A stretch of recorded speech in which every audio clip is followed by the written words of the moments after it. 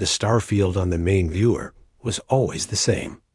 Commander Tayan leaned back in his command chair, the hard edges of it familiar and unwelcoming. Kessel 7 Outpost was not a place for ambition.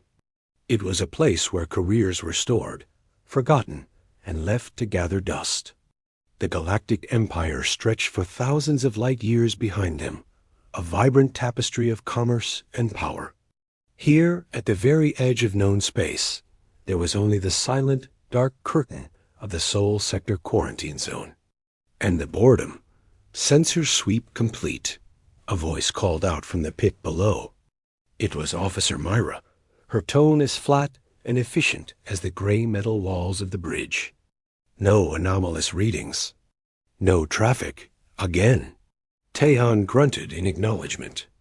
That was the report, every single shift for the last 3 years. Humanity's home system was under a strict imperial quarantine. They were a fractured species, the Empire's scientists said. Primitives who had nearly destroyed their own planet, now trapped in endless petty wars over their single modest star. They were a footnote, a cautionary tale for first-year cadets on the dangers of unchecked emotion and disunity. They were not a concern. Begin the next sweep pattern, Tayan ordered, his voice sounding tired even to himself. Initiating, Mira replied. Her fingers danced over her console, a routine she could probably do in her sleep. Tayan's gaze drifted to the small, personal screen on his armrest. It showed a picture of his daughter on their homeworld, her smile bright under a real sun. So far away. Out here, the only light was the cold glow of instruments and the ancient, uncaring stars. He was about to close the image when a soft, insistent chime echoed through the quiet bridge dot. It was not the blaring alarm of a threat. It was the subtle, questioning tone of the long-range scanners finding something they could not immediately classify. Mira stiffened. Commander, I'm getting a return. From inside the quarantine zone. A murmur rippled through the small bridge crew. A return? That was impossible. Nothing ever came out of Sol. Nothing human-built could. Location and classification, Tayan said. Sitting up straighter, the weariness shoved aside by a sudden. Sharp focus, bearing 027, extreme long range. Just inside the nominal boundary, Mira recited, her eyes locked on her data. Mass, the sensors are struggling. It's reading off the scale, fluctuating. She paused, her brow furrowing. Energy signature is wrong. It doesn't match any known profile. Not imperial, not even theoretical from the Academy databases. Pull it up, Tayan commanded. The main viewer flickered, shifting from the starfield to a swirling mass of sensor graphics. In the center was a ghostly, fragmented outline. It was huge. The computer's estimate, flashing red with uncertainty, suggested a mass several orders of magnitude greater than the Empire's mightiest dreadnought. The Star Fury. The shape was indistinct, but it was not blocky and angular like Imperial ships. It seemed almost organic, with smooth, flowing lines that the scanners could only partially resolve. A trick of the nebula, said another officer. A young man named Bora, or a sensor echo from that pulsar cluster near Sector 8. Has to be. Tayan ignored him. Magnify. Clean up the image. Myra worked, her fingers flying. The image sharpened slightly, but the anomaly remained frustratingly vague. It was there, a colossal shadow in the dark, humming with an energy signature that made the ship's sensors whine in protest. It pulsed once, a wave of exotic particles that washed over the outpost scanners. And then, as suddenly as it had appeared, it vanished. The main viewer snapped back to the empty starfield. Silence filled the bridge. Thick and heavy. Contact lost, Mira said, her voice now holding a hint of unease. No residual trace. No ion trail. No warp signature. It's just gone, see? Bora said, a forced laugh in his voice. A ghost. A sensor glitch caused by stellar radiation in too many hours staring at nothing. Taeon stared at the spot where the thing had been. A glitch? His ship, an old but reliable Vigil-class border cutter, was equipped with the Empire's finest long-range scanners. Glitches did not read with that much mass. Glitches did not emit power signatures that broke physics models. Run a full diagnostic on the sensor array, he ordered, his voice low. Every module. I want it done twice. Yes, Commander, Myra said, already starting the procedure. Taeon stood and walked to the viewing port, looking out into the physical darkness. The quarantine zone was a black void, a space the Empire had decided was not worth the effort of conquering, only containing. The idea that something, anything, could be in there that they did not understand was a thought so dangerous it felt like treason. He returned to his chair and opened a comm channel to Sector Command. The face that appeared was that of a senior bureaucrat, his features sharp and impatient. Kessel 7, report. Sector Command, this is Commander Taeon. We have registered a significant, unclassified sensor anomaly originating from within the Sol Sector quarantine zone. Extremely high mass and unknown energy profile.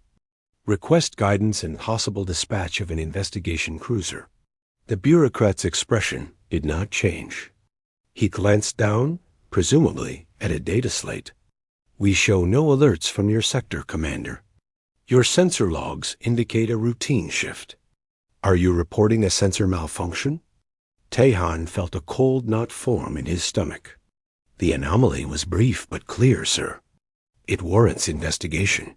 What you warrant, Commander, is a properly calibrated ship, the bureaucrat said dismissively. The Sol Sector is empty of anything but radio chatter and primitive fission drives. Your anomaly is stellar debris or an instrument error. File a standard maintenance report.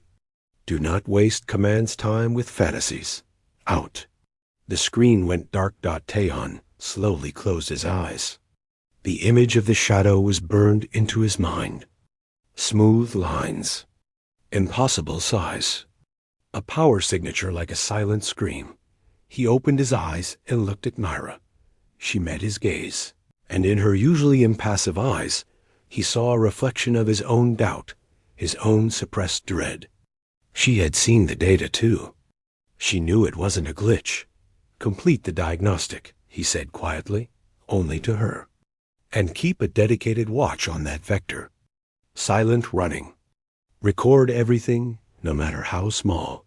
Yes, sir, she whispered back. Taeon turned back to the viewer, to the perfect empty blackness. The Empire saw nothing but a void. They saw a graveyard for a dead-end species. But as he stared, Taeon felt a new, chilling certainty settle over him. They were not looking into a graveyard. They were looking into a cage, and something had just opened the door. The report from Commander Taeon was buried deep in Sector Command's data archives, marked as instrument error, no action required. Life on the Imperial fringe moved on. Convoys of heavy haulers, massive ships carrying ore and processed materials from border mining worlds, traveled their regular routes, their holds full of the Empire's wealth. The convoy designated Gamma 77 was one such group. 3 Leviathan-class haulers, each one a gigantic, slow-moving mountain of metal, made their way through a quiet sector. They were escorted by 2 light corvettes, sleek and armed, their job to scare off any opportunistic pirates. It was a routine, boring trip. The crews of the haulers were playing cards, sleeping, or watching entertainment feeds. The silence of space was their constant companion. The silence remained, unbroken when they vanished. There was no distress call, no burst of static, no flash on the long-range sensors of the nearest listening post. One moment, the transponders for Gamma 77 blinked steadily on the galactic traffic grid. The next moment, they were gone. Simply gone. The Imperial battlecruiser Fist of Corvus was 2 sectors away when the orders came. Captain Jin stood on his command platform, a young man with a proud posture and eyes that missed nothing. His ship was new, its lines sharp and aggressive, its guns polished and ready. He had graduated top of his class, and command of such a vessel was a sign of great favor. He hungered for a chance to prove its worth, to show the disciplined might of the Empire. "Captain," his comms officer said, "priority orders from Sector Command. Convoy Gamma 77 has gone silent. We are the closest capital ship. Orders are to investigate and re-establish contact. A missing convoy. It was probably pirates, though for pirates to take out 3 haulers and 2 corvettes without a single signal was bold, even impossible.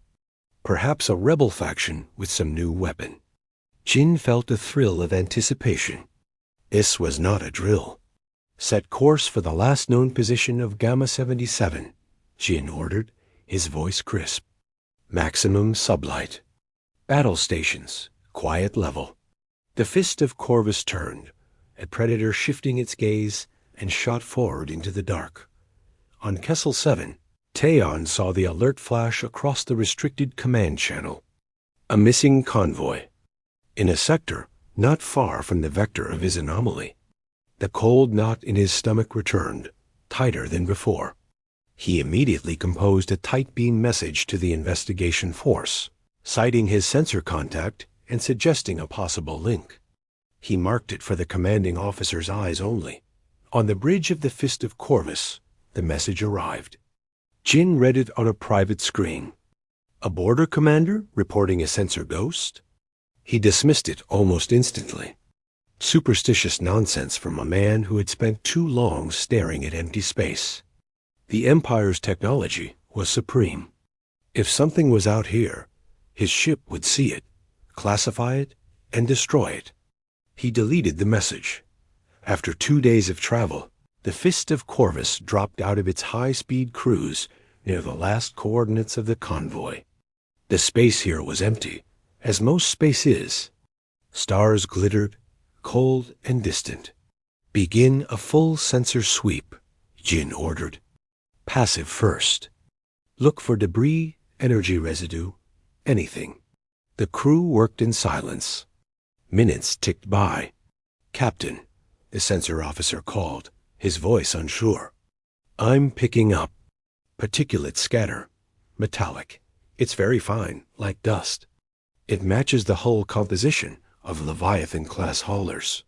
"Show me." The main viewer zoomed in, enhancing a sector of space. At first, it looked like nothing. Then, as the filters were applied, a faint, cloudy smear became visible, hanging in space.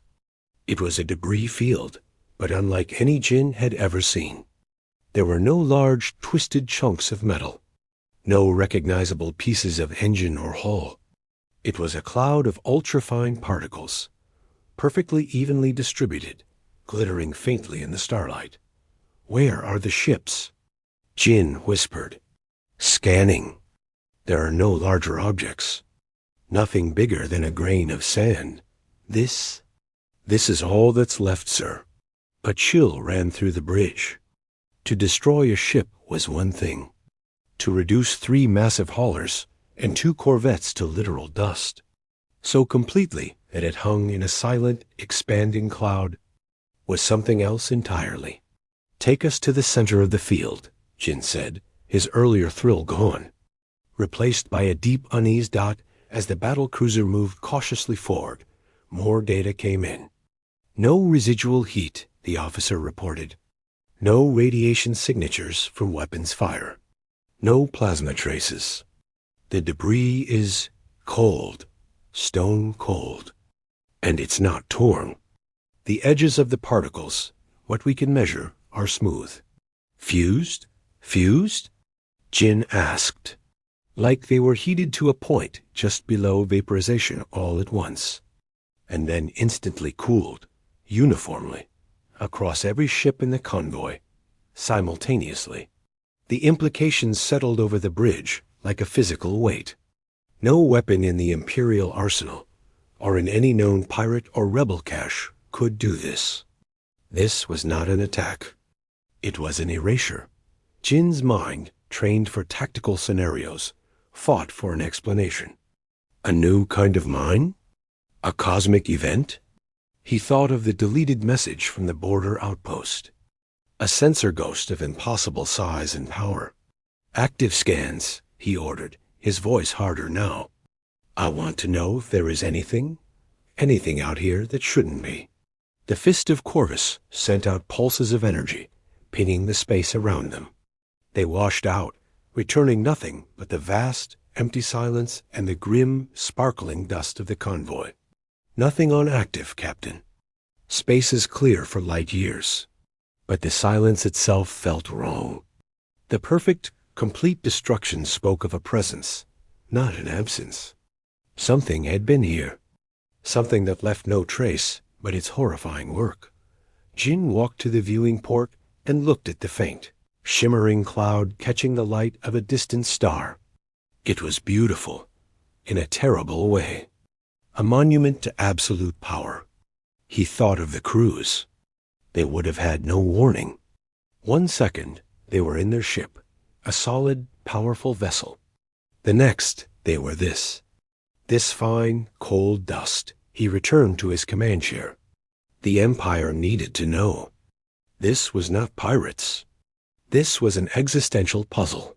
He opened a channel to Sector Command, ready to deliver his full report, to demand the fleet, to warn them of a new, terrifying threat. As he waited for the connection, a new alert chimed, soft but urgent. It was from the long-range tactical scanner, pointed towards a nearby nebula, a light day away. Captain, the sensor officer said, his face pale. We have a new contact. Extreme range. It just appeared, for a fraction of a second. An energy spike. What kind of spike? Jin asked, every sense screaming. The same, the officer said, his eyes wide with fear. The exact same energy signature as the one recorded in the debris field. The connection to Sector Command finally opened. An impatient face appeared. Captain Jin, report on the convoy. Jin stared past the screen, at the main viewer now showing the vector to the nebula. The ghost was real, and it was close. Sir, Jin said, his voice stripped of all its former pride, leaving only the raw steel of duty. Convoy Gamma 77 has been destroyed by an unknown agency, and I believe I have located the source of that agency, requesting full tactical authority to intercept and identify. The bureaucrat on the screen frowned, about to argue, to demand more data. To follow procedure. Jin made a decision he knew could end his career. He looked directly into the feed. I am proceeding to the coordinates. The security of the Empire may depend on it. Fist of Corvus out. He cut the transmission. He turned to his helm officer.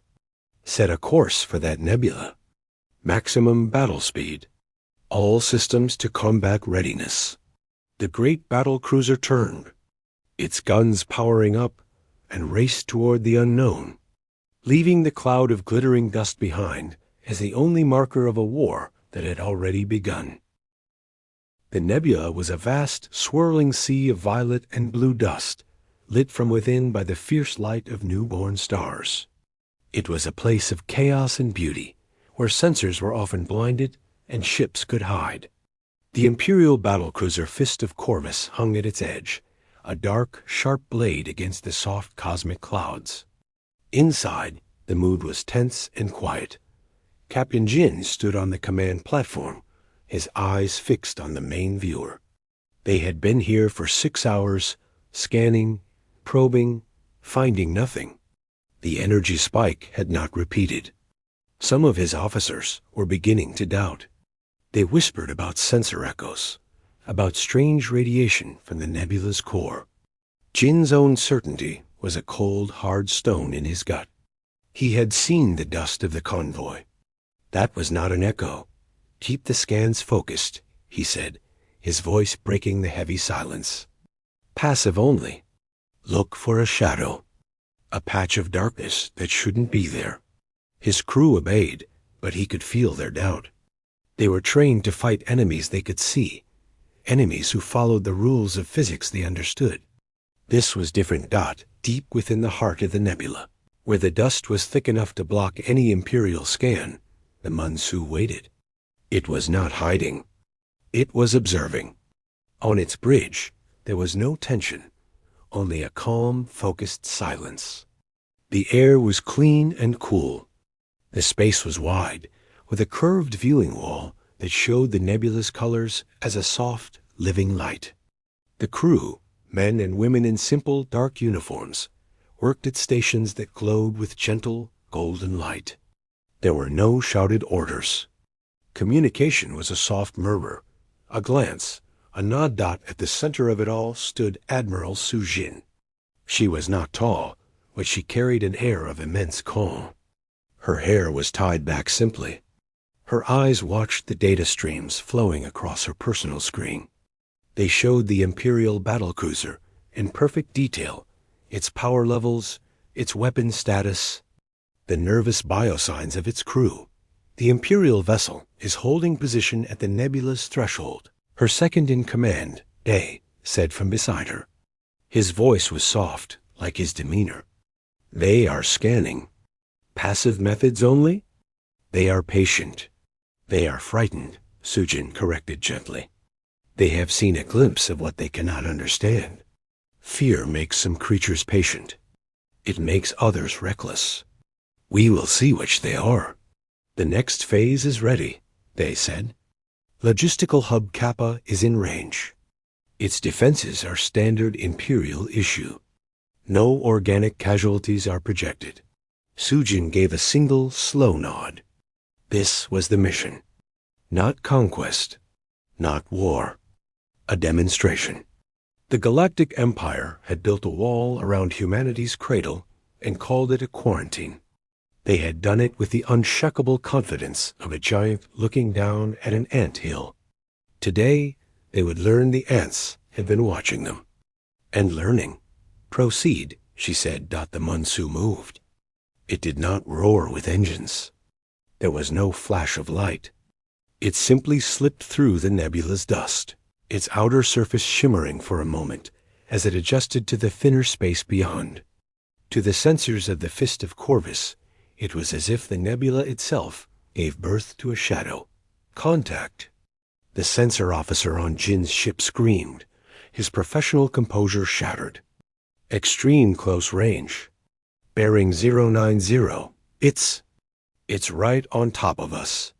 The main viewer lit up, and the bridge of the Fist of Corvus was filled with a sight that stopped every heart. The human ship filled the screen. It was not angular and brutal like Imperial ships. It was sleek, flowing, like a thing grown rather than built. Its surface was a dark, non-reflective gray that seemed to drink the light from the stars. It was enormous, larger than any ship Jin had ever imagined, making his powerful battlecruiser look like a lifeboat beside an ocean liner.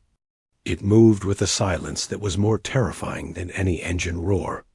It passed before them, close enough to see the subtle, organic curves of its hull, and it ignored them completely. Jin stared, his mind refusing to process what his eyes were seeing. The reports, the arrogance of the Empire, the stories of primitive humans. It all crumbled to ash in that single moment. This was not a battleship from a backward species. This was a work of art and power from a civilization that had leapt so far ahead. They were not even looking at the same horizon. Weapons. Jin choked out, his voice a raw scrape in his throat. Target that vessel. All batteries. The Fist of Corvus hummed as its great plasma cannons charged, targeting lasers painting bright red dots on the dark hull of the Mansu. They fired. Bolts of superheated gas, enough to crack a planet's crust, streaked across the void. On the bridge of the Mansu, Day watched the incoming fire. Imperial vessel has opened fire. Standard plasma ordnance. No nuclear or singularity-based weapons detected. Acknowledge, Sujin said. The plasma bolts never reached their target. 100 meters from the Mansu's hull, they struck something invisible. They did not explode. They did not flare. They simply came apart. The coherent energy unraveled, dissipating into a harmless, glowing mist that faded into nothingness. It was as if the weapons had never existed. On the Imperial ship, the silence was absolute. The crew watched, paralyzed. Their mightiest attack had been swatted aside like a moth by a candle. Jin felt a cold sweat on his neck. This was impossible. Again. Full barrage, missiles, everything. The fist of Corvus shuddered as it unleashed its entire arsenal. A storm of death raced towards the human ship. The same invisible field greeted it. Missiles disassembled into their component parts, which then drifted apart. Energy beams refracted and scattered into rainbows of useless light.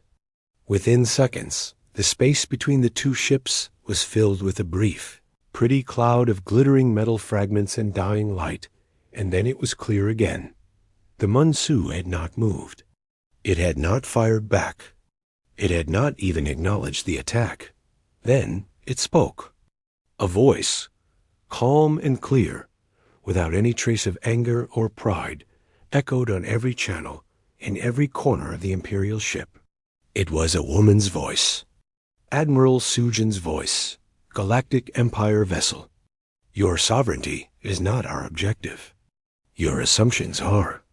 You have quarantined a star nation. You will cease. A data packet followed, flooding the Imperial computers. It contained the complete technical schematics for the very weapons they had just fired, annotated with elegant mathematical proofs of their flaws, and alongside instructions for their repair. It was a lesson, a kindness. It was the most profound insult Jin had ever witnessed.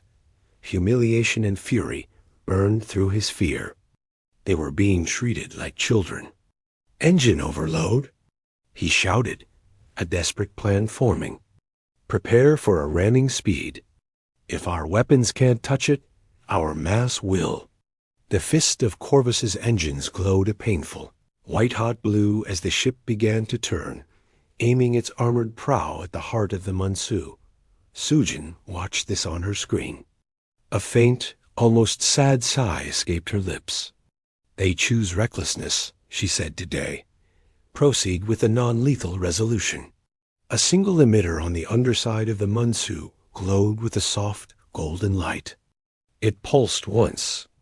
A thin, precise beam of that same light lanced out. It was not fast. It was deliberate. It passed straight through the forward shields of the Imperial ship, through the meters of armored hull, and through the entire length of the fist of Corvus. Nothing exploded. No alarm sounded. But every single system on Jin's ship weapons, engines, communications, life support, lights shut down at once.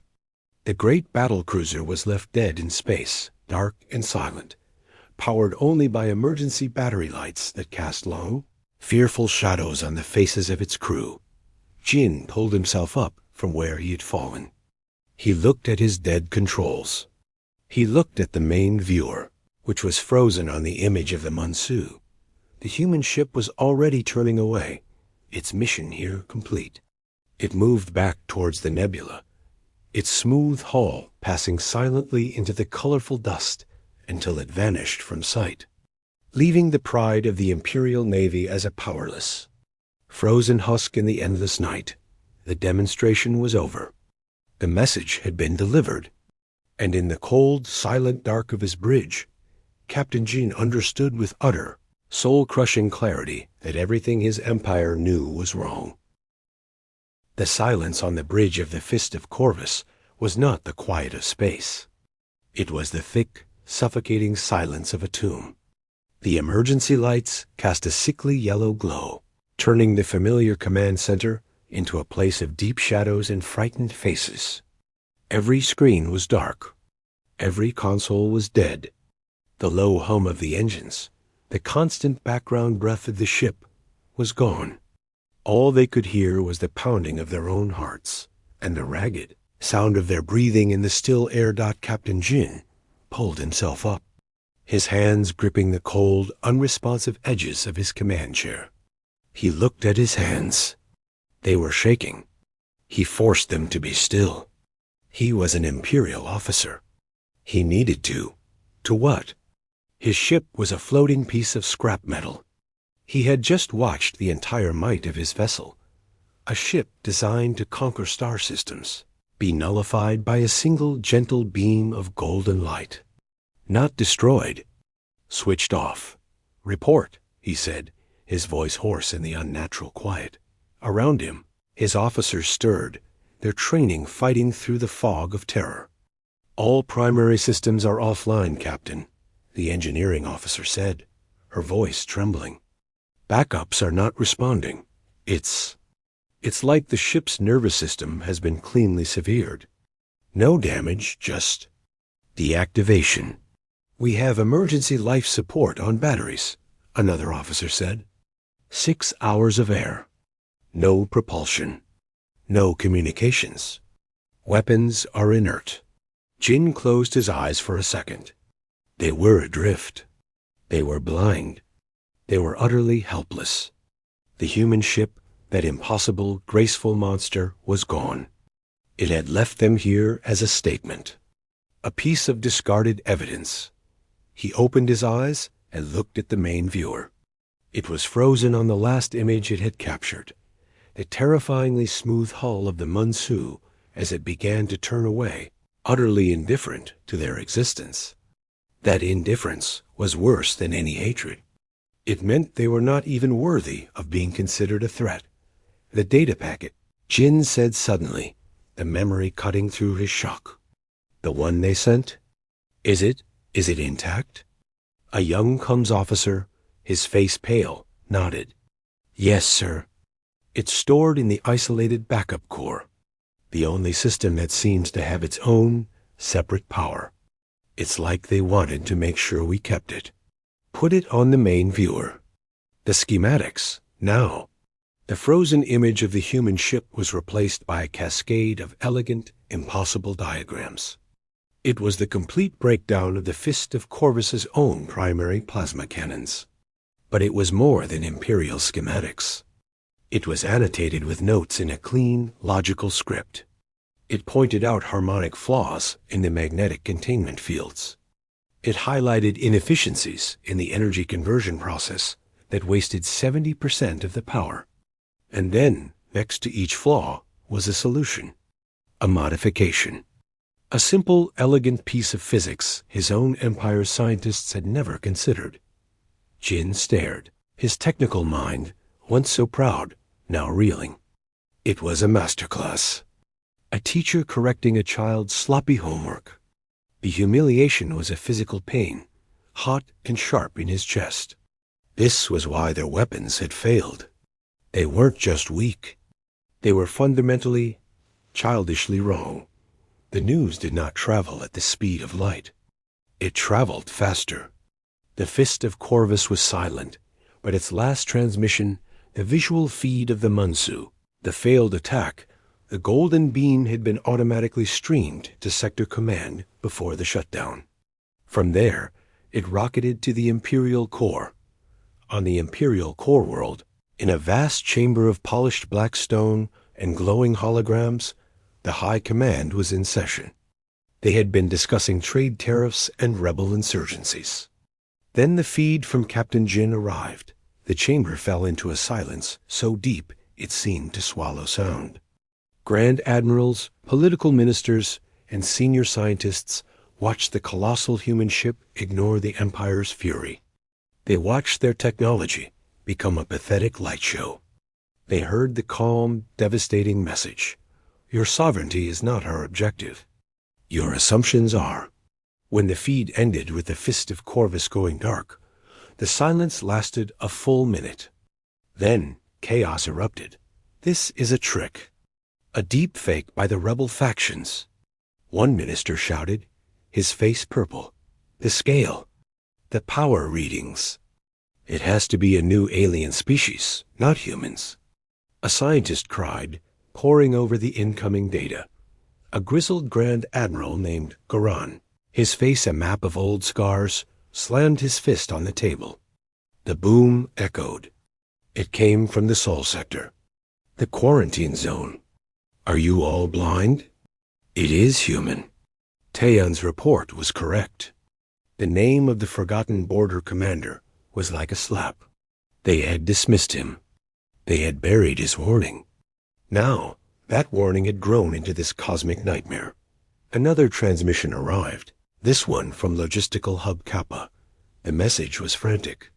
A shadow had passed over the station. Every defensive turret, every sensor array, every engine on every docked ship had been simultaneously and perfectly disabled. No explosions. No injuries. Just a complete, peaceful shutdown. The station was now a floating island of 300,000 very confused, very frightened Imperial citizens, drifting helplessly. The human ship had not even slowed down. The evidence was undeniable. The Empire, which had measured its strength in millennia of conquest, was facing something it could not fight. The fear in the chamber curdled into anger and desperate strategy. We must mobilize the First Fleet. One commander yelled, "Drown it in numbers. Nothing can withstand 1,000 ships." And do what? Garan roared back. Give it 1,000 more targets to humiliate? Did you not see? It turned off a battle cruiser like a light. Our numbers mean nothing if our science is a joke to them. The political ministers argued for immediate, total war on the Sol system. Burn their homeworld. Show them the price of this arrogance. The scientists in the room, those who could understand the data packet, looked ill. One of them, an older woman named Ilara, spoke softly, but her voice cut through the noise. You are not understanding. They sent us the corrections to our own weapons. They are not showing us their power. They are showing us our ignorance. They are not declaring war. They are giving us a chance to catch up. The idea was so alien, so contrary to Imperial thought, that it caused another stunned silence. Why would a superior power do that? It was a trap. It had to be. On the view screen, a final message from the human vessel broadcast on all public channels, repeating on a loop. It was simple. An embassy will arrive at the galactic core in one standard cycle. Expect a diplomatic summit. Then, the human ship, the Mansu, vanished from all sensors. It was gone. But its shadow now lay across the entire empire. Back in the silent tomb of the Fist of Corvus, Jin finally had his engineers manually reroute a single, low-power transmitter through an emergency antenna. The signal was weak, but it reached a nearby relay. His face, pale and smudged with grime from working in the dark, appeared on a small, grainy screen in the high command chamber. He did not speak of tactics or revenge. He did not rant. He looked like a man who had seen a god, and found the god lacking in malice, but infinite in power. This is Captain Jin of the Fist of Corvus, he said, his voice flat with exhaustion and awe. Do not attack the human vessel. You cannot fight it. You can only choose to listen. Or you can choose to be silent. As we are. The transmission ended in the high chamber. The arguments slowly died. The horror was no longer about a single ship. It was about the future. The human ship was coming to their home, to their core. Not with weapons blazing, but with an invitation to a conversation. They were no longer in control of Grand Admiral Garan. Looked around at the faces of his peers, seeing the same dawning, terrible realization in all of them. For the first time in 1,000 years, the Galactic Empire was not the strongest power in the room, and the strongest power was not interested in their throne. It was interested in their homework. The terror of that was a colder, deeper thing than any war. One standard cycle, 10 imperial days. It was not enough time for the Empire to heal, but it was enough time for the shock to settle into a cold, hard reality. The great machinery of state did not know how to function. There were no protocols for this. The human ship, the Mansu, was not an enemy to be fought. It was a fact to be endured, like gravity or the passage of time. On Kessel 7, Commander Tayan received new orders. They were not delivered by a dismissive bureaucrat, but by a subdued and solemn admiral. He was to take a fast courier ship to the Imperial Corps immediately. His experience was now considered vital strategic intelligence. As he packed his few personal items, Officer Myra stood at his doorway. "You are right," she said simply. "It doesn't feel good," Tayan replied, looking at the picture of his daughter. He was no longer just a forgotten order guard. He was now a witness for a galaxy on trial. On the crippled fist of Corvus, life had become a strange, quiet routine. Emergency power had been partially restored, enough for basic life support and dim lighting, but the ship was still a dead weight in space. A repair tender had arrived, its crew moving through the halls with a kind of reverent horror. As if working on a sacred tomb, Captain Jin spent his days not on the bridge, but in the ship's small library, studying the human data packet on a portable screen. He traced the elegant corrections to his ship's weapons, the beautiful logic of it. The fury was gone, burned away by the golden light. In its place was a hollow awe and a desperate, hungry curiosity. He requested, and to his surprise was granted, permission to join the diplomatic security detachment on the core world. He did not want to fight. He needed to understand. The core world itself was a planet of glittering spires and bustling orbital rings, the heart of power for 1,000 years. Now a nervous energy gripped it. The First Fleet, the Empire's pride, was positioned in a glittering defensive shell around the planet. It was a show of force everyone knew was meaningless, but the Empire had to perform the ritual. The sight of so many mighty ships should have been comforting. Instead, it felt like stacking toys against a thunderstorm. The day arrived. In the Grand Imperial Plaza, before the soaring onyx tower of the High Command, a space had been cleared. The highest officials stood on a platform, dressed in their finest uniforms and robes. They looked up. The sky was a perfect, clear blue. A dot appeared. It was small at first, then grew with impossible speed. It did not streak like a meteor. It simply descended, smooth and silent as a falling leaf, but with the weight of a world. It was the Mansu. Up close, against the backdrop of the imperial capital, its scale was even more terrifying. It blocked the sun, casting a long, cool shadow over the heart of the Empire. It was a dark mountain hanging in their sky, a permanent reminder of their smallness, that it did not land. It simply stopped, hovering without a whisper of sound. No landing gear extended.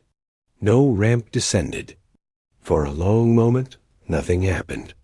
The Empire held its breath. Then, a sphere of the same dark material as the ship, about the size of a small ground vehicle, detached from the hull. It floated down, just as silently, and came to rest on the cleared plaza. It was perfectly smooth, without a seam or a window. A section of the sphere melted away, forming an arch. From it, 3 figures stepped out. There was no fanfare, no marching guard. Admiral Sujin led them. She wore the same simple, dark uniform as before. Beside her was Day, his hands clasped behind his back, his expression mild. Behind them was a younger woman, an aide named Hana, who carried nothing but a calm, observant gaze. The imperial officials stared. They had expected warriors in powered armor or strange alien creatures. These were people. They looked human, utterly normal. Their calmness was a weapon sharper than any blade. Grand Admiral Goran stepped forward, his medals glittering. He had rehearsed 100 speeches, full of threats and bargains and pride. He looked at Sujin's face, saw the quiet certainty in her eyes, and all his words dried up. The silence stretched. Su-jin spoke first. Her voice was not loud, but it carried across the silent plaza. "Thank you for your welcome. I am Admiral Su-jin of the Seoul Federation. We are here to discuss the terms of the Seoul Sector quarantine's end and the establishment of normalized relations." Her words were so simple, so reasonable, they were disorienting. Goran found his voice, but it was not the commanding boom he intended. It was the voice of a man trying to grasp at the remnants of a broken world. You attacked our ships. You paralyzed our station. This is an act of war." Su-jin tilted her head slightly. "We disabled weapons that were fired at us. We neutralized a military station's capacity for violence. We took great care to preserve all life. Was there a death we missed? Please inform us. We will make reparations." The question was genuine. It was not a challenge. It was a request for data. Goran had no answer. There were no deaths, only wounded pride. "We have your vessel surrounded," another minister blustered. "Our entire fleet is targeting you at this moment." Su-jin did not even look at the sky.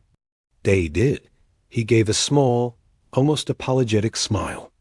"Your fleet's targeting systems have been experiencing a temporary latency issue since our arrival, a side effect of our containment field. They are perfectly safe and perfectly unable to fire." On the platforms of 100 warships, captains were indeed screaming at their crews, their firing controls frozen and unresponsive. The Mansu hung above them all, a silent master of the chessboard. The demonstration was complete.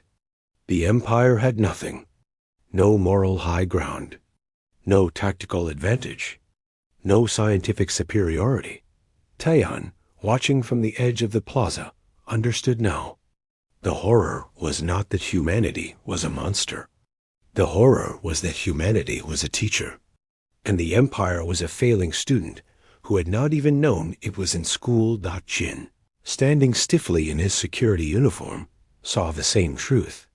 He watched Su-jin, not with hatred, but with the intensity of a scholar. This was the future. It was not the future of conquest he had trained for. It was a future of quiet, unbearable questions. Su-jin stepped closer to Goran. "The quarantine ends today. It was an act of fear, based on incorrect data. We will share corrected data. We propose an exchange of embassies. We will grant limited access to certain non-military scientific principles, starting with the ones pertaining to your own weapons inefficiencies, as a gesture of goodwill." She was not demanding surrender. She was offering a syllabus. The Empire could accept and begin the long, humbling climb out of ignorance. Or it could refuse and remain in the dark, forever looking up at a shadow it could never touch. Goran looked from her face to the dark sphere, to the mountain ship in the sky, and then to the faces of his own people, frightened, confused, and lost. The old words, the words of empire and domination, died on his lips. There were no words for this. He bowed his head. It was not a bow of submission to a master. It was the bow of a man conceding a difficult point to a superior intellect. "We will discuss your proposals," he managed to say. It was the closest the Empire would ever come to saying, "We were wrong." Su-jin gave a small, polite nod. "That is all we ask." As the Imperial officials shuffled forward, beginning the awkward, world-changing conversation, Taeyeon looked up at the Mansu. It was not a warship, he realized. It was a library. It was a museum of the future, sent back in time to show them how far behind they were. The Galactic Empire had gazed in horror at a human battleship. But the true horror, the one that would echo for generations, was realizing it was not a battleship at all. It was a mirror, and in it they saw not an enemy, but their own irrelevance. The conversation on the plaza was just the first whispering sentence of a new history, written in a language they were only just beginning to learn.